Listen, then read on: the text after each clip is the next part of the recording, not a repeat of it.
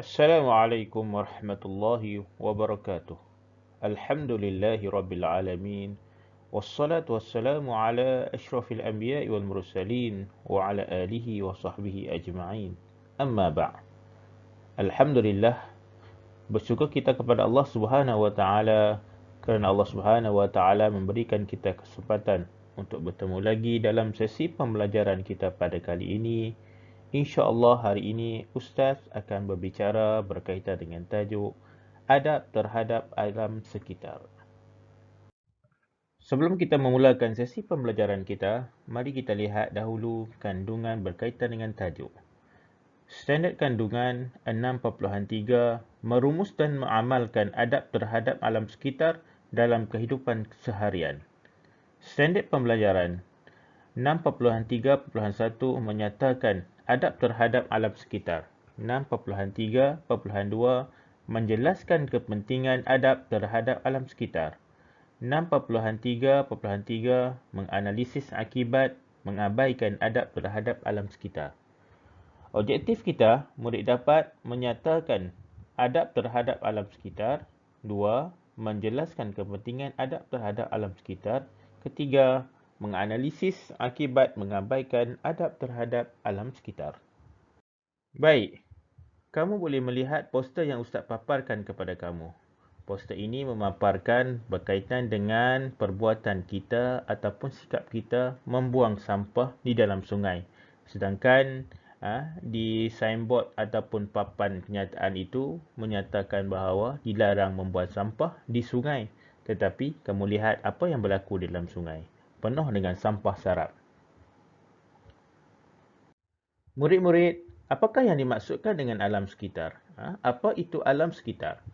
Alam sekitar bermaksud semua sumber alam ciptaan Allah Subhanahu Wa Taala seperti sungai, lautan, tumbuh-tumbuhan, udara dan sebagainya adalah sumber ciptaan Allah Subhanahu Wa Taala. Semua sumber ini perlu dipelihara supaya keharmonian hidup manusia sentiasa terpelihara. Kita kena jaga sumber-sumber ini untuk kebaikan kita bersama.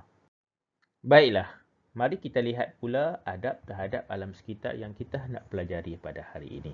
Yang pertama, mengawal aktiviti pelepasan asap daripada kilang ataupun kenderaan yang mengandungi bahan kimia berbahaya seperti menggunakan alat kawalan pencemaran. Kita kawal aktiviti pelepasan asap daripada kilang ataupun kereta ataupun lori yang mempunyai bahan kimia yang berbahaya. Kita gunakan alat, contohnya dia bagi alat kawalan pencemaran udara. Baik, yang kedua, menguruskan aktiviti pembuangan sampah, sisa toksik dan pepejal secara terkawal seperti pungutan sampah dan sisa bahan kimia secara berkala. Kita lihat di rumah kita ada lori yang mengambil sampah mengikut hari yang telah ditetapkan. Itu diuruskan secara berkala. Baik, yang ketiga, mengawal aktiviti penebangan pokok supaya dilakukan secara terancang dan terkawal. Kita kawal pokok, bukan tak boleh tebang. Kita boleh tebang, tetapi kita kena tebang secara terkawal. Tidak boleh ikut suka. Kalau ikut suka, ia berlaku pelbagailah pencemaran yang akan menyebabkan kerosakan kepada kita. Baik, kita lihat pula kepentingan adab terhadap alam sekitar. Apakah kepentingan kita mengamalkan adab terhadap alam sekitar? Yang pertama, dapat menikmati udara yang segar. Kita dapat menghirup udara yang segar. Yang kedua, menjamin kesejahteraan dan kesihatan tubuh badan kita. Bila kita kawal alam sekitar, badan kita pun sihat, kita pun hidup sejahtera. Yang ketiga, keseimbangan alam terpelihara. Tidaklah berlaku bencana alam. Yang keempat, meningkatkan sumber pendapatan. Bila kita jaga sungai kita jaga lautan kita, sumber pendapatan nelayan akan bertambah. Dan yang kelima, habitat flora dan fauna kekal terpelihara. Kita tidak melihat lagi hidupan ataupun tumbuh-tumbuhan pupus. Kita dapat menjaga untuk tontonan anak-anak dan cucu-cucu kita pada masa akan datang. Baik, apakah akibat jika kita mengabaikan adab terhadap alam sekitar? Ia menjadikan alam sekitar kita jadi macam mana? Baik, yang pertama, ketidakstabilan alam. Alam ini bergelora ataupun alam ini dia duduk dalam keadaan tak stabil. Itu yang berlaku bencana alam macam-macam. Pencemaran udara. Udara kita tidak menjadi segar lagi. Pencemaran air. Air kita menjadi kotor dan bau busuk. Keempat, kepupusan habitat dan hidupan. Macam Ustaz bagi tahu tadi, haiwan ataupun pokok-pokok telah hilang ataupun pupus dan tidak boleh menjadi tontonan lagi kepada anak cucu kita.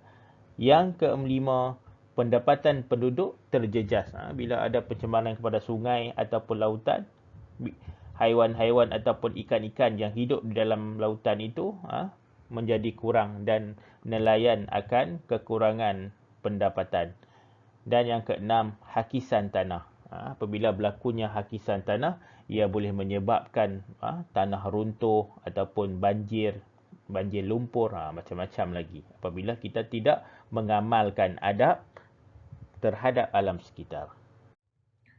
Akhir sekali, mari kita lihat pula rumusan terhadap tajuk kita pada hari ini.